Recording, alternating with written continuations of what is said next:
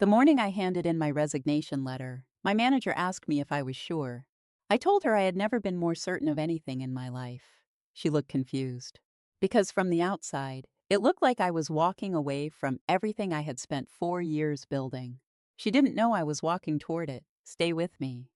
Because this story starts with a woman who took everything from me at work and ends with her standing alone in a meeting room with nothing left to say. I want to take you back 4 years.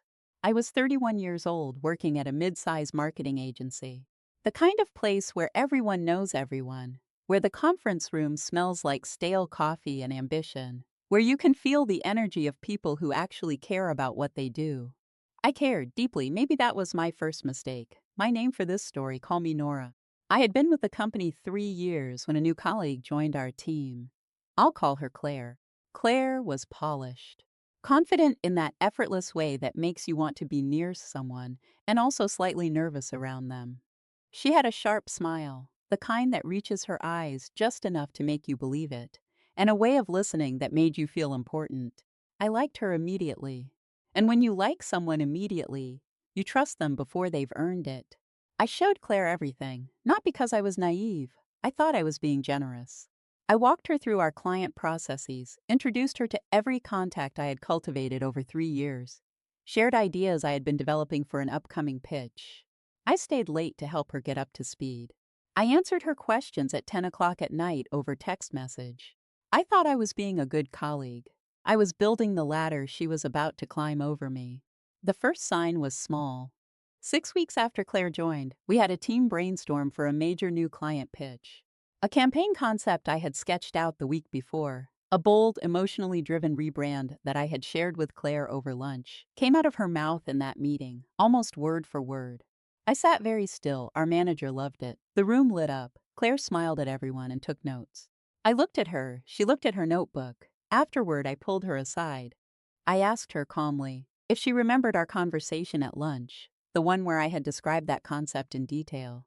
She tilted her head slightly, said she didn't think it was quite the same idea, said maybe we had both been thinking along similar lines. I nodded. I went back to my desk, and I started keeping records, not because I was planning anything, not yet. At that point, I just wanted documentation. I needed to know whether this was a pattern or a coincidence. It was a pattern. Over the next 6 months, I watched it happen again and again, subtle enough that I could always be told I was imagining it. An idea I had floated in a one-on-one with my manager, referenced 2 days later in a presentation Claire delivered, a strategy document I had shared with her in draft form, which appeared, restructured but unmistakably mine, in her quarterly review submission. And here is the part that made it sophisticated and genuinely cruel. Claire never stole wholesale. She transformed, she rearranged. She added her own polish and presentation, and delivered everything with such confidence that the origin became invisible. If I raised it, I looked paranoid. If I stayed silent, I got erased. I stayed silent. And I kept building my file. By month 8, I had a folder on my personal drive, time-stamped emails, draft documents with creation dates, Slack messages with ideas I had shared before they appeared elsewhere. I had 3 pages of notes organized by date. I had not said a word to anyone. Meanwhile, Claire was rising. She was invited to present to the senior leadership team. She was given client accounts I had been promised. She was put on the internal mentorship program as a mentor, 12 months into her first role at the company. Our manager praised her instincts in team meetings, and I sat there, clapping, because I had learned something important by then. The worst thing I could do was react. Every instinct I had was screaming. There were mornings I sat in my car in the parking lot for 10 minutes, breathing, because I was furious in a way that felt physical. I wanted to walk in there and say, in front of everyone, what was happening. I wanted to forward the emails. I wanted to make people see, but I knew what would happen. I would be the one who couldn't handle competition. I would be the woman who accused a colleague of stealing ideas with no real proof, just gut feelings and timestamps and documents no one had asked to see. I would be the problem, so I did something harder than reacting. I started building a second life in parallel. While I was still at the company, still performing, still showing up, still doing excellent work, I quietly began making other moves. I updated my portfolio with every piece of work I could document as mine. I reached out to 3 former clients who had specifically praised my campaigns and asked if they would be willing to serve as references. I registered for a small business license under my own name. I had one phone call with a business advisor I had not told anyone about, and I waited. I need you to stay with me here, because this is the part of the story that matters most. The part that most people skip over when they tell revenge stories. The waiting, the silence, the months where nothing dramatic happened and I just kept going. Patience is not the same as weakness. Patience is what happens when you have a plan and you refuse to ruin it by moving too soon. The mistake came in month 11. Claire was put in charge of our biggest account of the year, a full brand campaign for a national client worth more to the agency than anything we had handled in 3 years. It was high visibility, it was high stakes, and it was hers, except she needed help. The account had nuances she hadn't worked with before.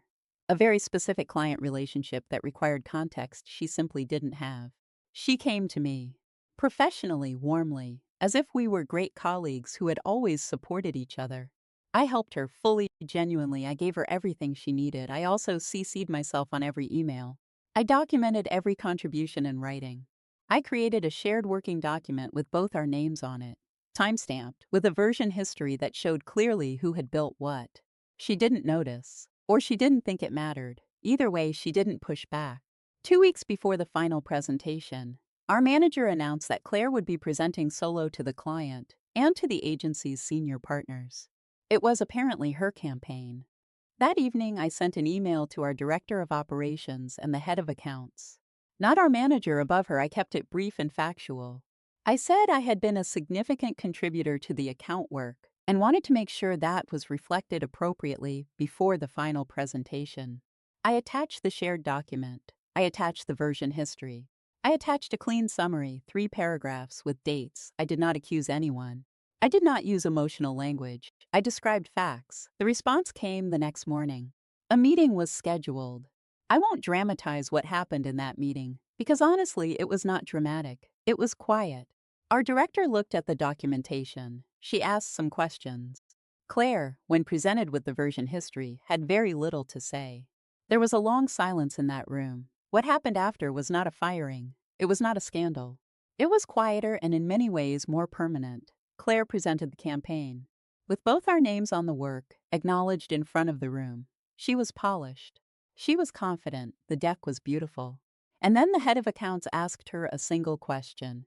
He wanted to know about the client's previous brand positioning, specifically why the emotional language in the new campaign was a deliberate departure from their last 3 years of messaging, and what data had informed that shift. There was a pause. Claire smiled. She said something about instinct and consumer sentiment. She gestured at a slide. He asked the question again differently. Another pause, longer this time.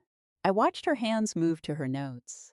I watched her search for something that wasn't there, because the answer to that question lived in 6 weeks of client research I had done before she arrived at the company. Research I had shared with her. Research that had shaped every strategic decision in that campaign, and that she had never fully read. He turned to me. I answered the question in 2 minutes. Specific, sourced, calm. The room went quiet in a way that said everything. 3 weeks later, I was offered the account lead position I had been passed over for twice. 3 weeks later, I was offered the account lead position I had been passed over for twice. I turned it down, not out of pride, not out of anger. I turned it down because by then, I had already made a different decision. I had spent 11 months building something else, quietly, in parallel, without telling anyone. And I was ready to go do it. I gave 1 month's notice. My manager was confused. She asked if it was about Claire. I told her honestly that it wasn't. It was about me. I left the agency and launched my own consultancy. The 3 former clients I had contacted months earlier became my first clients. Within 6 months, I had 4 accounts. Within a year, I had a team of 2. Claire, from what I understand, did not stay at the agency long after I left. Without the infrastructure she had built around borrowing other people's work, she struggled to produce at the level everyone had come to expect. She left after about 8 months. I don't know where she went. I genuinely don't spend much time thinking about it. What I think about instead is this. There are people in every workplace who are very good at appearing to be something they are not. They are skilled at taking what belongs to others and presenting it as their own. They are experts at working the social architecture of an office, the manager relationships, the optics, the carefully timed charm. And for a while, they win. But what they cannot do, what no one can do, is sustain that indefinitely. Because performance requires substance eventually. And substance is the one thing they cannot steal from you quickly enough to cover the gap. I did not expose Claire in a dramatic moment. I did not send a mass email. I did not make a speech. I documented, I waited, I moved when the moment was right, and then I left. My revenge was not her downfall. My revenge was my own beginning. If you are sitting somewhere right now, inside a situation at work where you know something is wrong, where your ideas keep disappearing, where your contributions keep being absorbed, where you feel invisible in a room full of your own work, I want you to hear this. Do not react, not yet. Open a document, start writing things down, date everything, build quietly. Because the people who take from others are always, always building on a foundation that isn't theirs. And foundations like that do not hold forever. You have something they will never have, the real thing. And I was building something else. The business plan I was developing on evenings and weekends was not sophisticated at the beginning. It was 3 pages long, it had gaps and questions I couldn't answer yet. But it was real, and it was mine, and nobody could walk into a conference room and present it as their own because I hadn't told a single person it existed. That was the other thing I learned. Discretion is not the same as secrecy. I wasn't hiding something shameful. I was protecting something valuable. There is no obligation to share a plan before it is ready. There is no rule that says your ambitions belong to the room you are sitting in. I had one conversation with my husband about what I was building. One. He asked questions I couldn't fully answer. He worried about the risk. We agreed I would keep going until I had something concrete enough to show him numbers on. That conversation took 40 minutes, and then I went back to my laptop. The decision to involve Claire in the major account was mine. I want to be honest about that. My manager asked if I could support the work given my knowledge of that client sector, and I said yes, knowing exactly what I was doing. I was not setting a trap. I want to be clear about that too. I was not manufacturing an opportunity to expose her. I genuinely helped with that account. Everything I contributed was real and valuable and given in good faith. What I did was document what was real. There is a version of this story where I am the villain, where a woman systematically gathered evidence to destroy a colleague. I have sat with that version. I have interrogated it honestly. But here is what I come back to. I never lied. I never fabricated. I never manufactured anything. I took real work that was genuinely mine, and I made sure it could be traced back to me. That is not deception. That is the basic act of protecting your own labor. The meeting with the director of operations was uncomfortable for everyone. These meetings always are. Nobody in leadership wants to sit across from 2 colleagues and try to determine, from time-stamped documents and version histories, who did what. They want it resolved quickly and quietly. They want it not to have happened. What I gave them was impossible to ignore, and what I asked for was not dramatic.